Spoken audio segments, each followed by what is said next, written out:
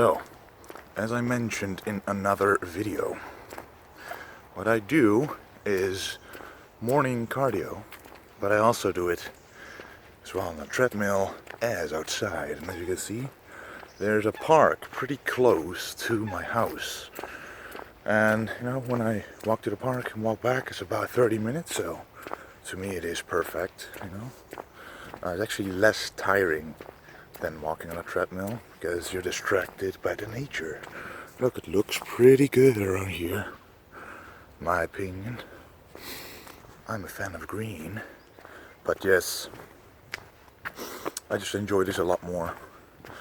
The only thing is, when it rains or when it isn't as warm, it's not as nice, but you know, I do enjoy this kind of weather, so walking in it is a pleasure. That rhymed a little bit. So yeah, I'm on my way home now. Gonna train hamstrings, glutes, a little lower back as well. You know, the split has changed a little bit. I'm starting to train with my coach. Trained chest with him, different kind of exercises, and triceps as well. So it's gonna be a nice, almost 5 more weeks to the Arnold Classic. I don't know what it is about America, but in the Netherlands, when you wear a tank top and you have a little bit of muscle on you, you can rest assured that a lot of people are gonna look. You know, I don't even think about it. Just put on a tank top because the temperature is higher. And you know, it's nicer to not sweat a lot in a t-shirt. So I wear a tank top. But apparently a lot of people find that interesting. But it is okay when you're fat, when you are overweight, and you wear a tank top. That is normal, even when the temperature isn't even that hot. But when you're a bodybuilder and you wear a tank top, it is all because you want to show off your muscles, right? No, not really. I actually like wearing t-shirts, but the tank top simply ventilates the body a lot more. So you know, maybe it's because the weather here isn't always warm. It's only actually a couple of weeks in the summer that you are able to wear a tank top, and in most of parts of America it's probably different. So yeah, I do hope America is different, you know.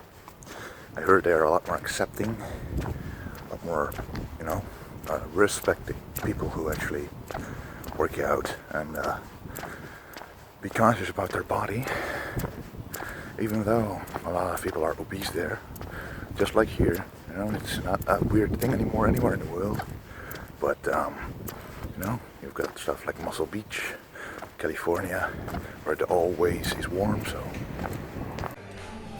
So yeah, let me know, guys, is it more acceptable or not when you walk around in America with any clothes that you want?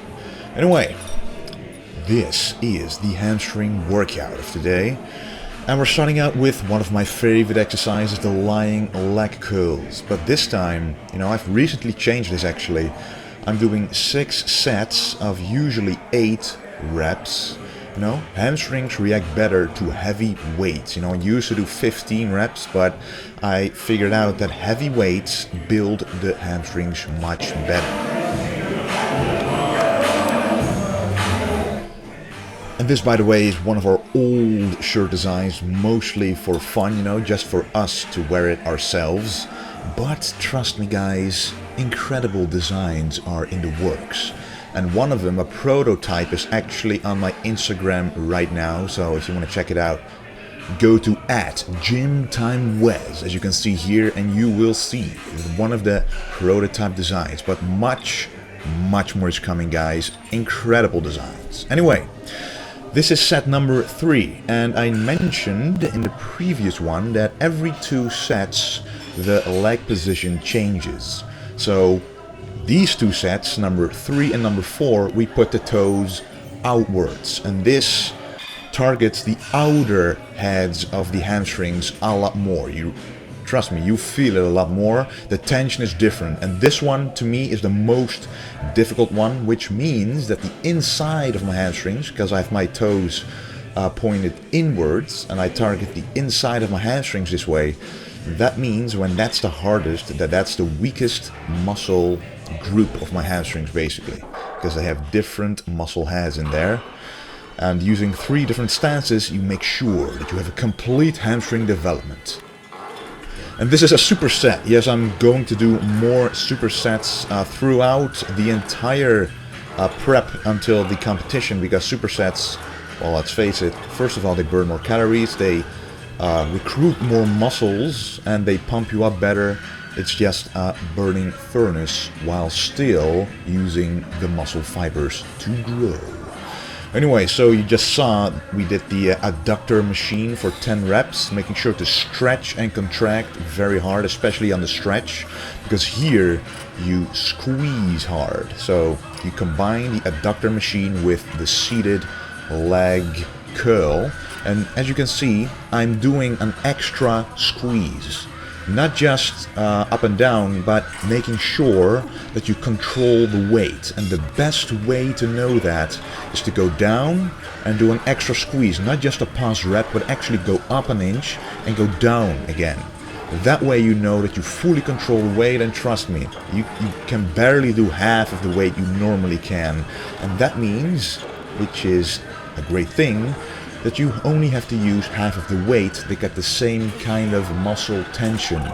And that means that there's less chance of injury. You know, the less weight you can use for the most muscle tension, that's the best scenario, guys. You don't always want to have to use a heavy-ass weight, like Ronnie Coleman, to be able to grow your muscles. If you can manipulate the muscle fibers into thinking there's more tension on them, definitely use that technique, and this is one of them, guys. Try it out.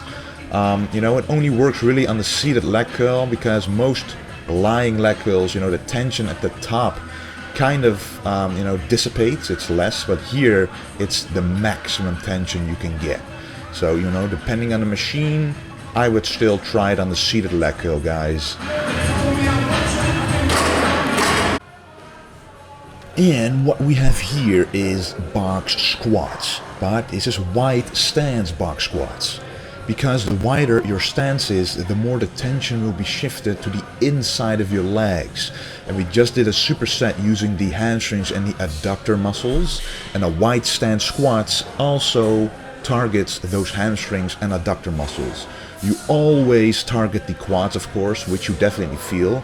But the tension, as I said, is shifted to the inner part of the leg, so you hit more of the teardrop muscle on your quads. But yeah, I want to develop the hamstrings and the thickness of the leg, so I like to use a wide stance in here.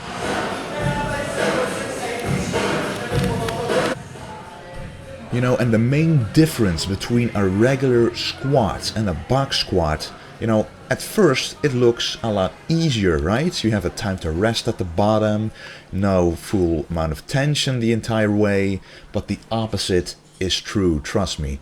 Because the moment that you sit down on the bottom, the momentum is entirely gone. The tension in your legs is mostly gone. What does this mean? That from a dead point, you have to push the weight up again with your leg muscles. Now this means that the muscle fiber recruitment is a lot stronger than if you would do the reps up and down without a bench or a box beneath you. So, you know, to me, those are just two different exercises, because the squat itself is an amazing tool to keep constant tension on the muscles, you know, and it also recruits, you know, deeper muscle fibers, because you are able to go deeper. But the box squat, you know, you can still go pretty heavy, but at the bottom you simply feel a different sensation in the muscle fibers, especially if you keep your form right, you know. You really feel it deep into your muscles. You really feel them work. Alright, as I mentioned before in the fasted cardio, you know, before this training session, I was going to do hamstrings, but also lower back. And this is an exercise that ties those two together, a combination basically. So what you see me doing here is a wide stance dumbbell squat. But it's basically a combination between the stiff leg deadlift and the dumbbell squat, because you target the hamstrings and the wide stance targets the adductor muscles, but also because the dumbbells are in front of your body, you target the lower back, you know? So don't go too heavy, but focus on the form and the contraction of your muscles. Now Kane here decided to do stiff leg deadlifts. You know, I was also going to do those, but I decided I wanted to try something to enhance the leg thickness, basically, you know, the thickness of the adductor muscles and the hamstrings. And, you know, doing this exercise I think really did help. So this is, you know, the perfect combination between the lower back and the hamstrings. You can do these in two different ways, but I actually combine both ways. So the first way is after a back workout for lower back thickness, right? You purely contract the lower back when you go up and you don't go down as low as I'm doing right here. And the second version would be you stretch your hamstrings at the bottom, and when you go up you contract your glutes and automatically contract your hamstrings, making it a glute hamstring exercise for after a hamstring workout. Now this version is basically two of them combined, because I go all the way down, stretching the hamstrings out, something very important after having done all the hamstring exercises. You know, the stretch causes growth because of the pump you already have. And I go all the way up, contracting the lower back, the hamstrings and the glutes, making it a perfect complementary exercise for the lower back and the hamstrings. So, you know, this is a great finisher, something that a lot of people should try and at least do at least once a week. You know, it's just, you know, very good for the core as well, and an overall muscle thickness. So next up, the last exercise of the day, the seated calf raise. Now, when I am trying to shock the muscle, especially the calves, I like to do 21s, but not with a very light weight, because as you can see, the weight isn't light, it's not heavy either, because you want to be able to do the 21 reps, but it's a moderate weight. So what you do is 7 reps at the top, the very top, you know, contract the maximum contraction for 7 times, then go down, you know, right at the bottom. Stretch out those calves for 7 reps. And then 7 reps, the whole rep. Now this actually teaches people how to do the calf raise properly, because a lot of people don't go down hard enough and not low enough, so this will teach you how.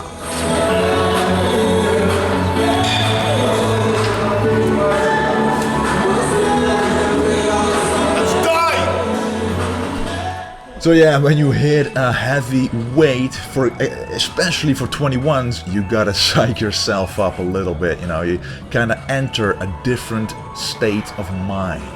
You become your ascended version. If you are like that all the time, you have no idea what you could achieve with your newfound powers. Anyway, to grow your calves, you simply gotta work hard, let them burn, use heavy weights, good form, and all that. Anyway guys, this is the video. I hope you enjoyed it. Thanks for watching.